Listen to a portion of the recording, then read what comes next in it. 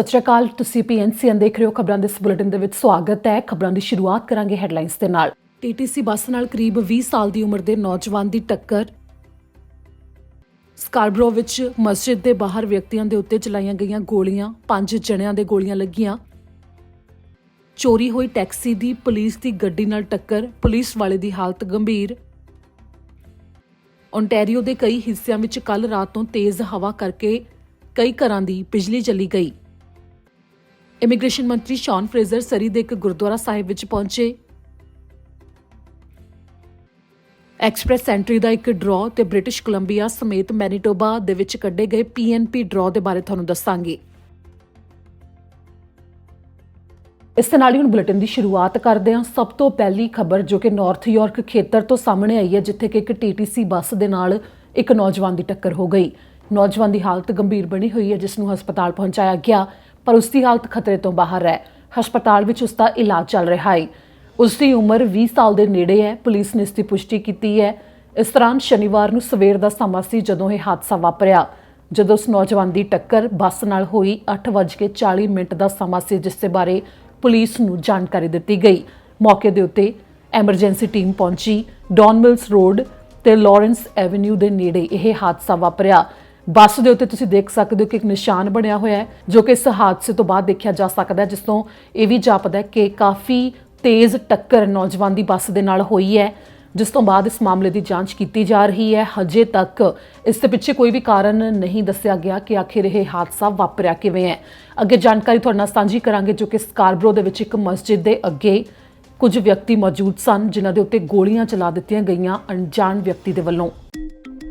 Toronto ਵਿੱਚ ਅੱਜ ਸਵੇਰੇ 1 ਵਜੇ ਦੇ ਨੇੜੇ ਇੱਕ ਮਸਜਿਦ ਦੇ ਬਾਹਰ ਗੋਲੀਆਂ ਚੱਲਣ ਦਾ ਮਾਮਲਾ ਸਾਹਮਣੇ ਆਇਆ, ਜਿਸ ਤੋਂ ਬਾਅਦ 5 ਜਣਿਆਂ ਦੇ ਗੋਲੀਆਂ ਲੱਗ ਗਈਆਂ। ਸਕਾਰਬਰੋ ਦਾ ਇਹ ਮਾਮਲਾ ਹੈ, ਜੋ ਕਿ ਸ਼ਨੀਵਾਰ ਦੀ ਸਵੇਰ ਨੂੰ 1 ਵਜੇ ਦੇ ਨੇੜੇ ਦਾ ਸਮਾਂ ਸੀ, ਜਦੋਂ ਕੁਝ ਵਿਅਕਤੀ ਰਮਦਾਨ ਦੇ ਕਰਕੇ ਮਸਜਿਦ ਦੇ ਵਿੱਚ ਜਦੋਂ ਇਕੱਠੇ ਹੋਏ ਸਨ, ਤਾਂ 1 ਵਜੇ ਦੇ ਨੇੜੇ ਉਹ ਮਸਜਿਦ ਤੋਂ ਬਾਹਰ ਪਾਰਕਿੰਗ ਲਾਟ ਦੇ ਵਿੱਚ ਮੌਜੂਦ ਸੀ, ਜੋ ਕਿ ਮਾਰਕਮ ਰੋਡ ਤੇ ਲਾਰੈਂਸ ਐਵੇਨਿਊ ਈਸਟ ਖੇਤਰ ਵਿੱਚ ਹੈ, ਜਿੱਥੇ ਕਿ ਉਹ ਸਲਾਹ ਕਰ ਰਹੇ ਸੀ ਕਿ ਉਹਨਾਂ ਨੇ ਭੋਜਨ ਕਿੱਥੇ ਕਰਨਾ ਹੈ। ਤਾਂ ਇੱਕਦਮ ਜਦੋਂ ਉੱਥੇ ਤੋਂ ਜਾਣ ਲੱਗੇ ਤਾਂ ਉਹਨਾਂ ਦੇ ਉੱਤੇ ਕਿਸੇ ਨੇ ਗੋਲੀਆਂ ਚਲਾ ਦਿੱਤੀਆਂ। ਦਰਅਸਲ ਪੁਲਿਸ ਮੁਤਾਬਕ ਮਾਰਕਮ ਰੋਡ ਦੇ ਉੱਤੇ ਇੱਕ ਵਾਹਨ ਜਾ ਰਿਹਾ ਸੀ। ਉਸ ਵਾਹਨ ਵਿੱਚ ਮੌਜੂਦ ਵਿਅਕਤੀ ਦੇ ਵੱਲੋਂ ਉਹਨਾਂ ਦੇ ਉੱਤੇ ਗੋਲੀਆਂ ਚਲਾ ਦਿੱਤੀਆਂ ਗਈਆਂ। ਇਸ ਦੌਰਾਨ 5 ਜਣਿਆਂ ਨੂੰ ਗੋਲੀਆਂ ਲੱਗ ਗਈਆਂ। ਟੋਰਾਂਟੋ ਪੁਲਿਸ ਨੇ ਇਸ ਦੇ ਬਾਰੇ ਸਾਰੀ ਜਾਣਕਾਰੀ ਸਾਂਝੀ ਕੀਤੀ ਹੈ। ਪੁਲਿਸ ਮੁਤਾਬਕ 4 ਜਣਿਆਂ ਨੂੰ ਤੁਰੰਤ ਹਸਪਤਾਲ ਐਮਰਜੈਂਸੀ ਟੀਮ ਦੇ ਵੱਲੋਂ ਪਹੁੰਚਾਇਆ ਗਿਆ ਤੇ ਇੱਕ ਜਿਸ ਤੇ ਗੋਲੀ ਲੱਗੀ ਸੀ ਜ਼ਖਮੀ ਹਾਲਤ ਵਿੱਚ ਆਪਣੇ ਆਪ ਹਸਪਤਾਲ ਪਹੁੰਚ ਗਿਆ ਸੀ। ਪੀੜਤਾਂ ਦੀ ਉਮਰ 28 ਤੋਂ 35 ਸਾਲ ਦੇ ਦਰਮਿਆਨ ਹੈ, ਜਿਨ੍ਹਾਂ ਵਿੱਚੋਂ ਕੁਝ ਵਿਆਹੇ ਹੋਏ ਵੀ ਨੇ ਤੇ ਉਹਨਾਂ ਦੇ ਬੱਚੇ ਵੀ ਨੇ।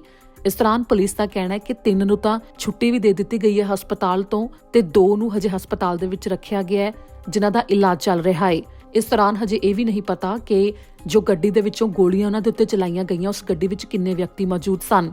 ਸ਼ੱਕੀਆਂ ਦੀ ਭਾਲ ਕੀਤੀ ਜਾ ਰਹੀ ਹੈ। ਪੁਲਿਸ ਮੁਤਾਬਕ ਇੱਕ ਨੀਲੇ ਰੰਗ ਦੀ ਕਾਰ ਸੀ, ਜਿਸ ਦੇ ਵਿੱਚੋਂ ਗੋਲੀਆਂ ਚਲਾਈਆਂ ਗਈਆਂ ਨੇ। ਜੇਕਰ ਕਿਸੇ ਨੂੰ ਵੀ ਇਸ ਦੇ ਬਾਰੇ ਕੁਝ ਪਤਾ ਹੋਵੇ ਤੇ ਡੈਸ਼ਕੈਮ ਫੁਟੇਜ ਕਿਸੇ ਦੇ ਕੋਲ ਹੋਵੇ ਤਾਂ ਤੁਰੰਤ ਪੁਲਿਸ ਦੇ ਨਾਲ ਸੰਪਰਕ ਕੀਤਾ ਜਾ ਸਕਦਾ ਹੈ।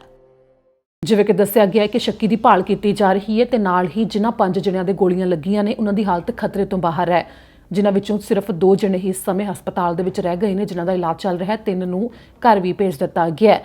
ਅੱਗੇ ਜਿਵੇਂ ਕਿ ਤੁਹਾਨੂੰ ਦੱਸਿਆ ਸੀ, ਬ੍ਰਿਟਿਸ਼ ਕੋਲੰਬੀਆ ਦੇ ਵਿੱਚ ਕੈਨੇਡਾ ਦੇ ਇਮੀਗ੍ਰੇਸ਼ਨ ਮੰਤਰੀ ਸ਼ੌਨ ਫਰੇਜ਼ਰ ਆਏ ਹੋਏ ਨੇ।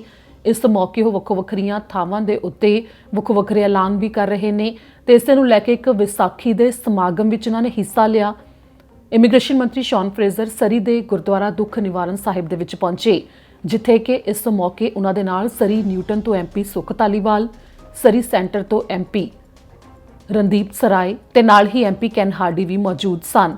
ਇਸ ਮੌਕੇ ਗੁਰਦੁਆਰਾ ਸਾਹਿਬ ਵਿੱਚ ਉਹਨਾਂ ਨੂੰ ਸਰੂਪਾ ਭੇਟ ਕੀਤਾ ਗਿਆ ਤੇ ਇਮੀਗ੍ਰੇਸ਼ਨ ਮੰਤਰੀ ਸ਼ੌਨ ਫਰੇਜ਼ਰ ਦੇ ਵੱਲੋਂ ਜਿਵੇਂ ਪਹਿਲਾਂ ਵੀ ਜ਼ਿਕਰ ਕੀਤਾ ਗਿਆ ਕਿ ਸਿੱਖ ਭਾਈਚਾਰੇ ਦਾ ਉਹਨਾਂ ਨੇ ਧੰਨਵਾਦ ਕੀਤਾ ਤੇ ਵਿਸਾਖੀ ਦੀਆਂ ਵਧਾਈਆਂ ਵੀ ਦਿੱਤੀਆਂ ਤੇ ਨਾਲ ਹੀ ਪ੍ਰਵਾਸੀਆਂ ਦੇ ਵੱਲੋਂ ਤੇ ਭਾਈਚਾਰੇ ਦੇ ਵੱਲੋਂ ਪਾਏ ਜਾਂਦੇ ਯੋਗਦਾਨ ਦਾ ਜ਼ਿਕਰ ਕਰਦੇ ਹੋਏ ਦੱਸਿਆ ਕਿ ਕਿੰਨੀ ਉਹਨਾਂ ਦੇ ਯੋਗਦਾਨ ਦੀ ਮਹੱਤਤਾ ਹੈ।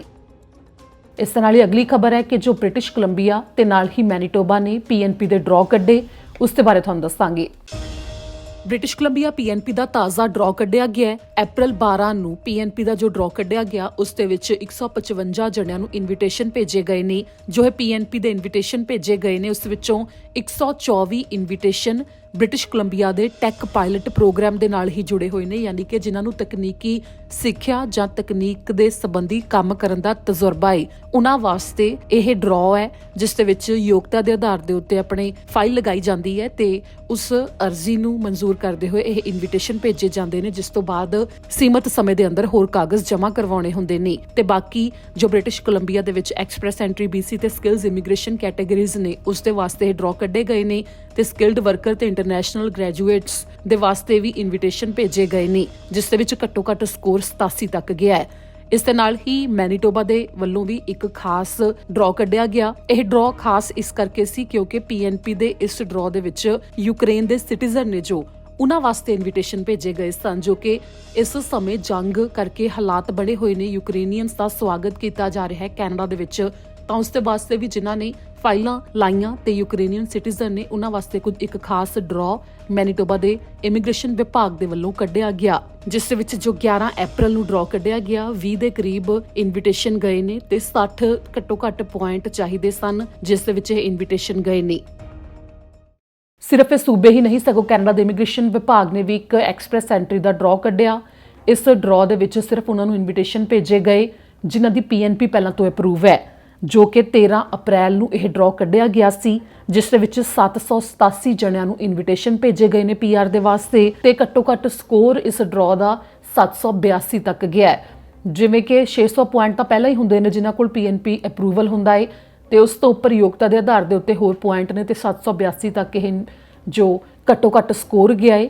ਇਸ ਦੇ ਨਾਲ ਹੀ ਜਿਨ੍ਹਾਂ ਦੇ ਕੋਲ ਹੁਣ ਇੱਕ ਸੀਮਤ ਸਮਾਂ ਹੋਵੇਗਾ, ਜਿਨ੍ਹਾਂ ਨੂੰ ਇਹ ਇਨਵੀਟੇਸ਼ਨ ਗਏ ਨੇ ਕਿ ਉਹ ਆਪਣੀਆਂ ਫਾਈਲਾਂ ਨੂੰ ਜਮ੍ਹਾਂ ਕਰਵਾ ਸਕਦੇ ਨੇ ਤੇ ਕੁਝ ਮਹੀਨਿਆਂ ਦੇ ਵਿੱਚ ਜਾਂ ਫਿਰ ਸਾਲ ਦਾ ਵੀ ਸਮਾਂ ਲੱਗ ਸਕਦਾ ਹੈ ਕਿ ਉਹਨਾਂ ਨੂੰ ਅੱਗੇ PR ਸੰਬੰਧੀ ਜਵਾਬ ਆ ਜਾਵੇਗਾ।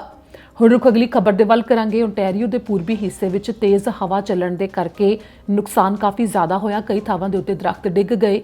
ਇਸ ਦੇ ਨਾਲ ਹੀ ਕਈ ਥਾਵਾਂ ਦੇ ਉੱਤੇ ਬਿਜਲੀ ਦੇ ਖੰਭੇ ਡਿੱਗ ਗਏ ਤੇ ਬਿਜਲੀ ਦੀਆਂ ਤਾਰਾਂ ਟੁੱਟ ਗਈਆਂ। ਇਸ ਦੌਰਾਨ ਕਈ ਹਜ਼ਾਰ ਘਰਾਂ ਨੂੰ ਬਿਜਲੀ ਤੋਂ ਬਗੈਰ ਵੀ ਰਹਿਣਾ ਪਿਆ। ਸ਼ੁੱਕਰਵਾਰ ਦੀ ਰਾਤ ਨੂੰ ਓਨਟਾਰੀਓ ਦੇ ਕੁਝ ਹਿੱਸਿਆਂ ਵਿੱਚ ਬਿਜਲੀ ਚਲੀ ਗਈ ਸੀ ਤੇ ਸ਼ਨੀਵਾਰ ਤੱਕ ਇਸ ਦਾ ਪ੍ਰਭਾਵ ਦੇਖਿਆ ਗਿਆ। ਹਾਈਡਰੋ ਵਨ ਨੇ ਇਸ ਦੇ ਬਾਰੇ ਸਾਰੀ ਜਾਣਕਾਰੀ ਸਾਂਝੀ ਕੀਤੀ, ਜਿਸ ਦੇ ਵਿੱਚ ਦੱਸਿਆ ਗਿਆ ਕਿ ਸ਼ੁੱਕਰਵਾਰ ਦੀ ਰਾਤ ਨੂੰ ਤੇਜ਼ ਹਵਾ ਚੱਲਣ ਕਰਕੇ ਕਈ ਥਾਵਾਂ ਦੇ ਉੱਤੇ ਬਿਜਲੀ ਦੇ ਖੰਭੇ ਟੁੱਟ ਗਏ ਤੇ ਇਸ ਦੇ ਨਾਲ ਹੀ ਦਰਖਤ ਵੀ ਡਿੱਗ ਗਏ ਸਨ, ਜਿਸ ਦੇ ਕਰਕੇ ਦੱਸਿਆ ਗਿਆ ਕਿ 17,500 ਘਰਾਂ ਦੀ ਬਿਜਲੀ ਚਲੀ ਗਈ ਤੇ ਪੂਰਬੀ ਓਨਟਾਰੀਓ ਦਾ ਇਹ ਮਾਮਲਾ ਹੈ। ਸ਼ਨੀਵਾਰ ਨੂੰ ਸਵੇਰੇ 8 ਵਜੇ ਤੱਕ ਜੋ ਅਪਡੇਟ ਦਿੱਤੀ ਗਈ ਸੀ ਉਦੋਂ ਤੱਕ ਹਜ਼ਾਰਾਂ ਘਰਾਂ ਵਿੱਚ ਬਿਜਲੀ ਨਹੀਂ ਸੀ। ਇਸ ਦੇ ਨਾਲ ਹੀ ਹਾਈਡਰੋ ਵਨ ਨੇ ਕਿਹਾ ਕਿ ਦੁਪਹਿਰ ਤੱਕ 1,88,000 ਗ੍ਰਾਹਕਾਂ ਲਈ ਬਿਜਲੀ ਦੀ ਸਰਵਿਸ ਦੁਬਾਰਾ ਤੋਂ ਸ਼ੁਰੂ ਕੀਤੀ ਗਈ, ਪਰ ਹਜੇ ਵੀ ਦੁਪਹਿਰ ਤੱਕ 7,800 ਗ੍ਰਾਹਕ ਅਜਿਹੇ ਸਨ ਜੋ ਕਿ ਬਿਜਲੀ ਤੋਂ ਬਗੈਰ ਸਨ। ਦਰਅਸਲ ਕੱਲ ਰਾਤ ਹੀ ਇਸ ਦੇ ਬਾਰੇ ਡਰਾਈਵਰਾਂ ਨੂੰ ਜਾਣਕਾਰੀ ਸਾਂਝੀ ਕੀਤੀ ਜਾ ਰਹੀ ਸੀ। ਓਨਟਾਰੀਓ ਪ੍ਰੋਵਿੰਸ਼ੀਅਲ ਪੁਲਿਸ ਨੇ ਇਸ ਸੰਬੰਧੀ ਚੇਤਾਵਨੀ ਵੀ ਦਿੱਤੀ ਸੀ ਕਿ ਸੜਕਾਂ ਦੇ ਉੱਤੇ ਕਈ ਥਾਵਾਂ ਤੇ ਤੇਜ਼ ਹਵਾ ਚੱਲਣ ਕਰਕੇ ਦਰਖਤ ਵੀ ਡਿੱਗੇ ਹੋਏ ਨੇ ਜਾਂ ਫਿਰ ਕਿਤੇ ਬਿਜਲੀ ਦੀਆਂ ਤਾਰਾਂ ਡਿੱਗੀਆਂ ਹੋਈਆਂ ਹੋ ਸਕਦੀਆਂ ਨੇ, ਜਿਸ ਕਰਕੇ ਡਰਾਈਵਰ ਗੱਡੀ ਚਲਾਉਂਦੇ ਸਮੇਂ ਧਿਆਨ ਰੱਖਣ।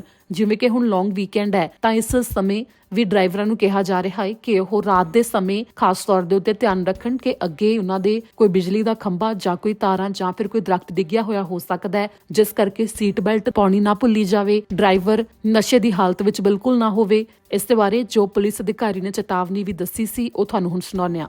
Everybody, Acting Sergeant Ed Sancho with the West Region OVP headquarters. I'm just standing right now, Concession 3, just near Cockshut Road in Norfolk County, as officers in Norfolk County are responding to several downed trees, power lines and poles and live wires across the road, just like you see behind me right now. So if you are traveling today, please make sure that you expect the unexpected, reduce your speed, make sure you wear your seatbelt, no texting and driving, no drinking and driving, and just get to where you're going safely, but more importantly, get home safely to your family. If you are traveling, you just never know what you're going to encounter on our roadways, especially if you're not familiar with the back roadways. So please slow down. The main fact is that we want to get you home safely to your families. ਤੇ ਉਸ ਤੋਂ ਬਾਅਦ hydro Ottawa ਨੇ ਵੀ ਦੱਸਿਆ ਕਿ 14 ਘਰ ਅਜਿਹੇ ਉਹਨਾਂ ਦੇ ਖੇਤਰ ਵਿੱਚ ਵੀ ਸਨ ਕਿ ਸ਼ਨੀਵਾਰ ਦੀ ਸਵੇਰ ਤੱਕ ਉੱਥੇ ਵੀ ਬਿਜਲੀ ਨਹੀਂ ਸੀ, ਜਿੱਥੇ ਕਿ ਮੁੜ ਤੋਂ ਬਿਜਲੀ ਆ ਗਈ ਹੈ।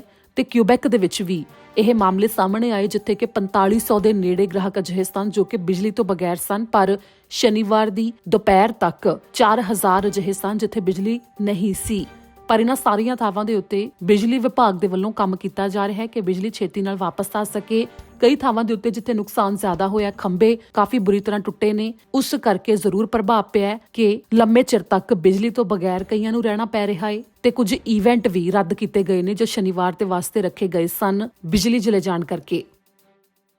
ਇਸ ਨਾਲ ਅੱਗੇ ਜਾਣਕਾਰੀ ਚ ਡਾਊਨਟਾਊਨ ਟੋਰਾਂਟੋ ਵਿੱਚ ਹਿੱਟ ਐਂਡ ਰਨ ਦਾ ਮਾਮਲਾ ਸਾਹਮਣੇ ਆਇਆ ਸੀ। 30 ਸਾਲ ਦੀ ਔਰਤ ਦੇ ਨਾਲ ਟੱਕਰ ਇੱਕ ਗੱਡੀ ਨੇ ਮਾਰੀ ਤੇ ਮੌਕੇ ਤੋਂ ਡਰਾਈਵਰ ਫਰਾਰ ਹੋ ਗਿਆ ਗੱਡੀ ਲੈ ਕੇ।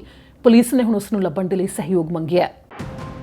ਟੋਰਾਂਟੋ ਡਾਊਨਟਾਊਨ ਵਿੱਚ ਹਿੱਟ ਐਂਡ ਰਨ ਦਾ ਮਾਮਲਾ ਸਾਹਮਣੇ ਆਇਆ ਜਿੱਥੇ ਕਿ ਇੱਕ 30 ਸਾਲ ਦੀ ਔਰਤ ਨੂੰ ਗੱਡੀ ਨੇ ਟੱਕਰ ਮਾਰ ਦਿੱਤੀ, ਜਿਸ ਤੋਂ ਬਾਅਦ ਉਸ ਔਰਤ ਦੀ ਹਾਲਤ ਕਾਫੀ ਗੰਭੀਰ ਬਣੀ ਹੋਈ ਹੈ।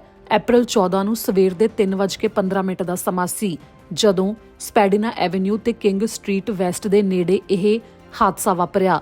ਜਦੋਂ ਗੱਡੀ ਨੇ ਔਰਤ ਨੂੰ ਟੱਕਰ ਮਾਰੀ ਤਾਂ ਉਸ ਤੋਂ ਬਾਅਦ ਮੌਕੇ ਦੇ ਉੱਤੇ ਇੱਕ ਵਾਰ ਡਰਾਈਵਰ ਰੁਕਿਆ ਸੀ ਤੇ ਫਿਰ ਉਸ ਔਰਤ ਨੂੰ ਦੇਖਣ ਤੋਂ ਬਾਅਦ ਉਹ ਮੌਕੇ ਤੋਂ ਫਰਾਰ ਹੋ ਗਿਆ, ਜੋ ਕਿ ਕਾਫੀ ਤੇਜ਼ ਰਫ਼ਤਾਰ ਦੇ ਵਿੱਚ ਸੀ ਜਦੋਂ ਉਸਨੇ ਉਸ ਔਰਤ ਨੂੰ ਟੱਕਰ ਮਾਰੀ। ਇਸ ਦੌਰਾਨ ਪੁਲਿਸ ਦਾ ਕਹਿਣਾ ਹੈ ਕਿ ਡਰਾਈਵਰ ਨੂੰ ਚੰਗੀ ਤਰ੍ਹਾਂ ਪਤਾ ਸੀ ਕਿ ਉਸਨੇ ਕੀ ਕੀਤਾ ਹੈ ਤੇ ਫਿਰ ਉਹ ਮੌਕੇ ਤੋਂ ਫਰਾਰ ਹੋ ਗਿਆ। ਪੁਲਿਸ ਦੇ ਵੱਲੋਂ ਉਸ ਦੀ ਭਾਲ ਕੀਤੀ ਜਾ ਰਹੀ ਹੈ, ਜਿਸ ਦੇ ਬਾਰੇ ਦੱਸਦੇ ਹੋਏ ਇਹ ਗੱਡੀ ਦੀ ਤਸਵੀਰ ਵੀ ਸਾਂਝੀ ਕੀਤੀ ਹੈ ਜਿਸ ਦੇ ਨਾਲ ਉਸ ਔਰਤ ਨੂੰ ਟੱਕਰ ਮਾਰੀ ਗਈ ਹੈ, ਜੋ ਕਿ ਫਿੱਕੇ ਰੰਗ ਦੀ ਕਨਵਰਟੇਬਲ ਮਰਸੀਡੀਜ਼ ਗੱਡੀ ਹੈ ਜਿਸ ਦੀ ਕਿ ਛੱਤ ਉਸ ਸਮੇਂ ਖੋਲੀ ਹੋਈ ਸੀ ਤੇ ਡਰਾਈਵਰ ਵੀ ਉਸ ਦੇ ਵਿੱਚ ਸਾਫ਼ ਦਿਖਾਈ ਦੇ ਰਿਹਾ ਹੈ। ਇਸ ਦੇ ਬਾਰੇ ਜੇਕਰ ਕਿਸੇ ਨੂੰ ਵੀ ਕੋਈ ਜਾਣਕਾਰੀ ਹੋਵੇ ਤਾਂ ਤੁਰੰਤ ਪੁਲਿਸ ਨਾਲ ਸੰਪਰਕ ਕੀਤਾ ਜਾ ਸਕਦਾ ਹੈ। ਜੋ ਹਸਪਤਾਲ ਦੇ ਵਿੱਚ ਇਸ ਸਮੇਂ ਔਰਤ ਹੈ ਉਸ ਦੀ ਹਾਲਤ ਕਾਫੀ ਗੰਭੀਰ ਹੈ। ਪੁਲਿਸ ਅਧਿਕਾਰੀਆਂ ਦਾ ਕਹਿਣਾ ਹੈ ਕਿ ਜੋ ਇਹ ਗੱਡੀ ਦਾ ਡਰਾਈਵਰ ਹੈ ਉਹ ਆਪਣੇ ਵਕੀਲ ਨੂੰ ਲੈ ਕੇ ਪੁਲਿਸ ਦੇ ਕੋਲ ਆ ਸਕਦਾ ਹੈ। ਹੁਣ ਤੁਹਾਨੂੰ ਦੱਸਾਂਗੇ ਪਿਕਰਿੰਗ ਤੋਂ ਇੱਕ ਮਾਮਲਾ ਸਾਹਮਣੇ ਆਇਆ ਹੈ ਜਿੱਥੇ ਕਿ ਇੱਕ ਚੋਰੀ ਕੀਤੀ ਹੋਈ ਟੈਕਸੀ ਦੇ ਨਾਲ ਵਿਅਕਤੀ ਨੇ ਪੁਲਿਸ ਦੀ ਗੱਡੀ ਨਾਲ ਟੱਕਰ ਮਾਰ ਦਿੱਤੀ। ਦਰਅਸਲ ਪੁਲਿਸ ਨੂੰ ਟੈਕਸੀ ਚੋਰੀ ਹੋਣ ਦੇ ਬਾਰੇ ਸ਼ਨੀਵਾਰ ਦੀ ਸਵੇਰ ਨੂੰ 5 ਵਜੇ ਪਤਾ ਲੱਗਿਆ ਸੀ, ਜਿਸ ਤੋਂ ਬਾਅਦ 20 ਮਿੰਟ ਦਾ ਸਮਾਂ ਲੰਘਿਆ ਹੀ ਸੀ ਕਿ ਇੱਕ ਪੁਲਿਸ ਦੀ ਗੱਡੀ ਜੋ ਕਿ ਕੰਸੈਸ਼ਨ ਰੋਡ 9 ਦੇ ਇੱਕ ਪਾਸੇ ਖੜੀ ਸੀ ਤਾਂ ਖੜੀ ਗੱਡੀ ਦੇ ਨਾਲ ਉਸ ਚੋਰੀ ਕੀਤੀ ਗਈ ਟੈਕਸੀ ਦੇ ਵਿੱਚ ਮੌਜੂਦ ਡਰਾਈਵਰ ਨੇ ਟੱਕਰ ਮਾਰ ਦਿੱਤੀ, ਜਿਸ ਤੋਂ ਬਾਅਦ ਦੋਵੇਂ ਗੱਡੀਆਂ ਦਾ ਕਾਫੀ ਜ਼ਿਆਦਾ ਨੁਕਸਾਨ ਹੋ ਗਿਆ। ਤਸਵੀਰਾਂ ਤੁਸੀਂ ਦੇਖ ਸਕਦੇ ਹੋ, ਸਾਈਡਲਾਈਨ 12 ਦੇ ਨੇੜੇ ਦਾ ਇਹ ਮਾਮਲਾ ਹੈ, ਜਿਸ ਤੋਂ ਬਾਅਦ ਜੋ ਪੁਲਿਸ ਗੱਡੀ ਇੱਕ ਪਾਸੇ ਖੜੀ ਸੀ ਉਸ ਦੇ ਵਿੱਚ ਇੱਕ ਪੁਲਿਸ ਵਾਲਾ ਵੀ ਮੌਜੂਦ ਸੀ ਜਿਸ ਦੀ ਕਿ ਹਾਲਤ ਕਾਫੀ ਗੰਭੀਰ ਸੀ, ਜਿਸ ਨੂੰ ਜਦੋਂ ਹਸਪਤਾਲ ਪਹੁੰਚਾਇਆ ਗਿਆ ਪਰ ਇਸ ਸਮੇਂ ਉਸ ਦੀ ਹਾਲਤ ਖਤਰੇ ਤੋਂ ਬਾਹਰ ਹੈ। ਤਾਂ ਦੂਜੇ ਪਾਸੇ ਜੋ ਸ਼ੱਕੀ ਵਿਅਕਤੀ ਇਸ ਟੈਕਸੀ ਨੂੰ ਚਲਾ ਰਿਹਾ ਸੀ ਉਸ ਦੀ ਹਾਲਤ ਵੀ ਗੰਭੀਰ ਸੀ ਤੇ ਉਸ ਨੂੰ ਹਸਪਤਾਲ ਪਹੁੰਚਾਇਆ ਗਿਆ ਪਰ ਉਸ ਦੀ ਹਾਲਤ ਵੀ ਹੁਣ ਖਤਰੇ ਤੋਂ ਬਾਹਰ ਹੈ। ਇਸ ਮਾਮਲੇ ਦੀ ਜਾਂਚ ਕੀਤੀ ਜਾ ਰਹੀ ਹੈ। ਹਜੇ ਕਿਸੇ ਦੇ ਉੱਤੇ ਵੀ ਕੋਈ ਮਾਮਲਾ ਦਰਜ ਕੀਤੇ ਜਾਣ ਦੀ ਜਾਣਕਾਰੀ ਨਹੀਂ ਦਿੱਤੀ ਗਈ ਹੈ, ਪਰ ਜਦੋਂ ਇਹ ਹਾਦਸਾ ਵਾਪਰਿਆ ਉਸ ਤੋਂ ਬਾਅਦ ਜੋ ਜ਼ਖਮੀ ਹਾਲਤ ਵਿੱਚ ਉਸ ਸ਼ੱਕੀ ਵਿਅਕਤੀ ਨੂੰ ਤੇ ਪੁਲਿਸ ਵਾਲੇ ਨੂੰ ਟੋਰਾਂਟੋ ਦੇ ਹਸਪਤਾਲ ਦੇ ਵਿੱਚ ਲਿਜਾਇਆ ਗਿਆ ਜਿੱਥੇ ਕਿ ਉਹਨਾਂ ਦਾ ਇਲਾਜ ਚੱਲ ਰਿਹਾ ਹੈ। ਇਸ ਦੇ ਨਾਲ ਹੀ ਅੱਜ ਦੇ ਇਸ ਬੁਲੇਟਿਨ ਦੇ ਵਿੱਚ ਇੰਨਾ ਹੀ। ਮੈਨੂੰ ਦਿਓ ਇਜਾਜ਼ਤ। ਸਤਿ ਸ਼੍ਰੀ ਅਕਾਲ।